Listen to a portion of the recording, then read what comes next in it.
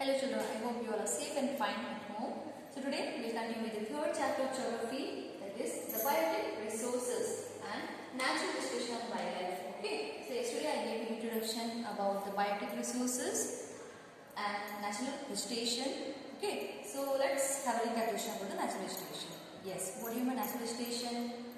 Natural vegetation is nothing but the plant cover or group of plant community which grows by themselves without any human help, that is natural vegetation.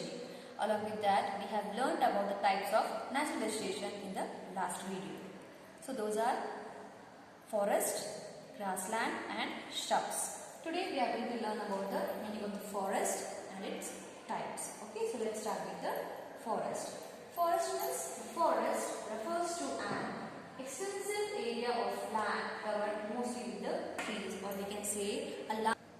I repeat once again. Forest refers to an extensive area of land covered mostly with the trees, or we can say a large area which is covered with trees. Okay, that is forest, which grows naturally. Okay, now we'll learn about the types of the forest. There are 6 types of forest. I have explained yesterday only. Tropical rainforest, tropical deciduous forest, temperate evergreen forest, temperate deciduous forest, Mediterranean forest and the coniferous forest. These are the major 6 types of forest. So today we will learn about them. First, let's start with the tropical evergreen forest. Okay, so tropical evergreen forest, as the name suggests, these forests are evergreen, means always they look like green in color. Okay, so let's start.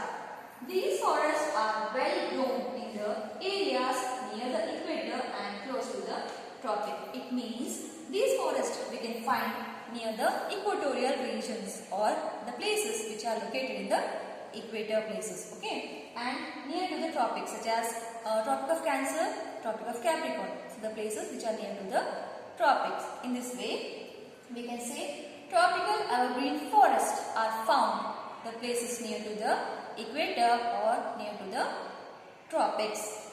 Okay, so here are the examples of the tropical evergreen forest.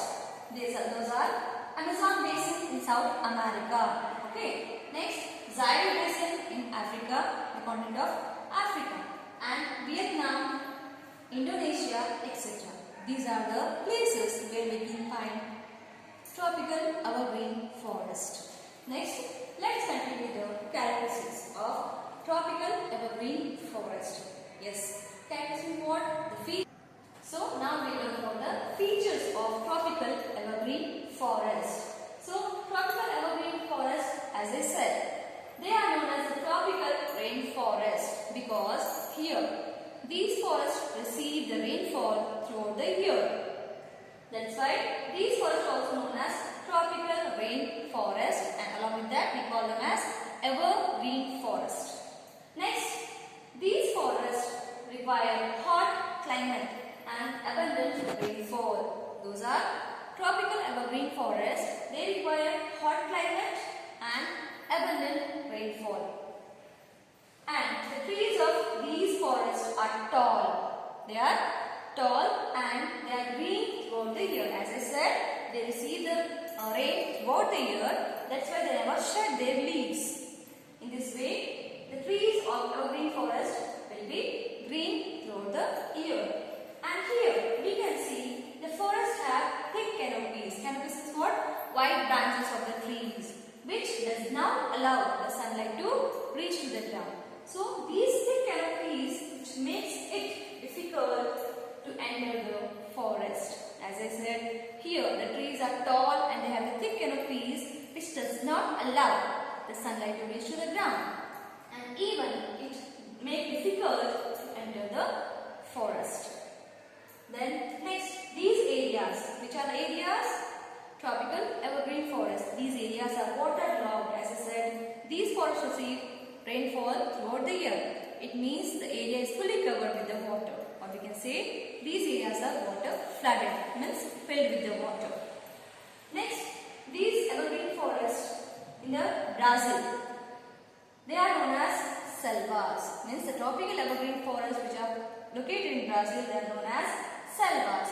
Along that it have one more title, that is the lungs of the earth. Means the forest of Brazil, that is selvas, they are also known as the lungs of the earth.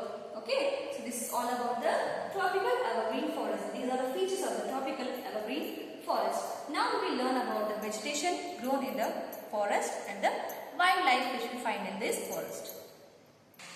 So now we will learn about the vegetation and the wildlife found in the tropical evergreen forest. Vegetation is what? The trees which are grown in a particular forest. So here in the tropical evergreen forest we find the trees of hardwood trees such as ebony, mahogany, rosewood, etc. are found in the tropical evergreen forest. I repeat once again, the vegetation in the tropical evergreen forest are hardwood trees such as ebony, mahogany, rosewood, etc. These are the trees which are found in the evergreen forest. Now the wildlife means the animals which we find here. Those are apes, snakes, lizards, monkeys, crocodiles, elephants, pythons, etc. These are the wildlife which you find in the tropical evergreen forest. I hope children you understood about the tropical evergreen forest. Now move on to the tropical deciduous forest. Yes, tropical deciduous forest. These are found in the northern Australia. This is another part of Australian continent and in Central America and in a large portion of India. Means our country. Yes, I repeat once again. The tropical deciduous forest, they are found in the areas of northern Australia, Central America and large portion of India. These are the places where we find deciduous forest, that is tropical deciduous forest. Okay, so let's continue with the characteristics, means the features of tropical deciduous forest. Which are they? See here. The tropical deciduous forest means the trees here are affected by the season, contrast of moisture and sun's heat. It means the trees found in these forests are affected by the season contrast. It means during the rainy season they are lushy and green, whereas in the other season they will be dry. So in this way these trees shed their leaves in the dry season. Okay.